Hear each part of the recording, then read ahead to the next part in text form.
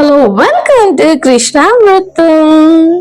So Lepakshi last part అనేది. So మన temple బయట అంతా చూసేసాము. ఇప్పుడు లోపల ఎలా ఉంది ఏంటి అనేది ఒకసారి చూసేద్దాము. లోపలికి ఎంటర్ అవగానే మనకి ఎడమ వైపు ఆ కాలంలో ప్రతిష్ఠించిన నవగ్రహాలు దర్శనమిస్తాయి.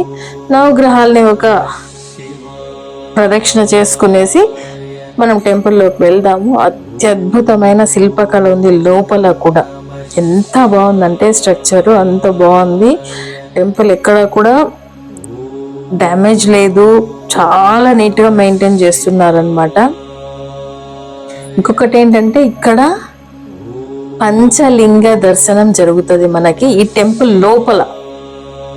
బయట ప్రిమిసెస్ లో ఉండేది అది వేరు, మనకు లోపలే 5 లింగాల దర్శనం అనేది జరుగుతుంది. సో అంతేకాకుండా ఇక్కడ కాళికాదేవి మరియు దుర్గామాత ఇద్దరి దర్శనం అవుతుంది. ఇవి కాకుండా అగస్త్య మహాముని ప్రతిష్ఠించినటువంటి నారాయణుడు కొలువు తీరి ఉన్నాడనమాట. సో నిజంగా శైవ వైష్ణవ క్షేత్రం ఇది. అంత అద్భుతంగా ఉంది ఆలయం అయితే. నేను ఊరికే మాట్లాడుతూ ఉంటే మీకు డిస్టర్బెన్స్, శాంతంగా చూసేయండి. ఇంకా మీకు చూపించాల్సిన ఇంపార్టెంట్ థింగ్ ఒకటి ఉందన్నమాట.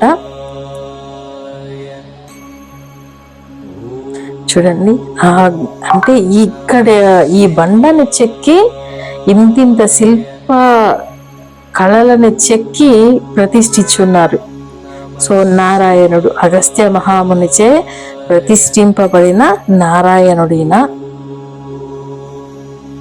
లోపల మన రాముల వారు ప్రతిష్ఠించిన లింగం, హనుమంతుల వారు ప్రతిష్ఠించిన లింగము, అగస్త్య మహాముని ప్రతిష్ఠించిన లింగము, ఆ తర్వాత మన ఒక రాజు ఒకరు ప్రతిష్ఠించిన, ఇలా 5 లింగాలు ఉన్నాయి. స్వయంభూగా వెలిసిన లింగం కూడా లోపల స్వామివారి దగ్గర ఉంది. ఇక్కడ అమ్మవారు అయితే ఈ యొక్క స్తంభానికి అమ్మవారు ఉన్నారు. ఈ అమ్మవారు అందరికీ దర్శనం ఇవ్వలేరు కాబట్టి అద్దంలో నుంచి మనకు కనిపిస్తుంది. ఇందాక మీకు అద్దం రిఫ్లెక్ట్ అయింది కదా, ఈ అమ్మవారే మనకు అద్దంలో కనిపిస్తారనమాట.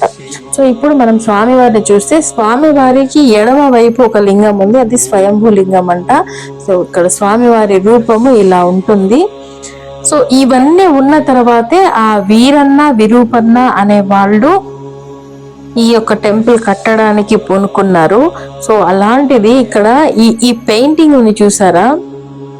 ఇలాంటి పెయింటింగ్ మన ఏషియాలోనే అంత పెద్ద సీలింగ్ ఉన్న పెయింటింగ్ ఒకటి ఉందన్నమాట టెంపుల్ లోపల. టెంపుల్ లోపల చాలా చీకటిగా ఉండడం వల్ల మనకు అది కనిపించలేదు. బట్ ఇలాంటి న్యాచురల్ కలర్స్ తో వేసినటువంటి పెయింటింగ్ లోపల ఉంటుందన్నమాట. మనకి చీకటి కాబట్టి దాన్ని అలాంటి వాటిని మనం సేవ్ కూడా రక్షించుకోలేకపోతున్నాం అనమాట.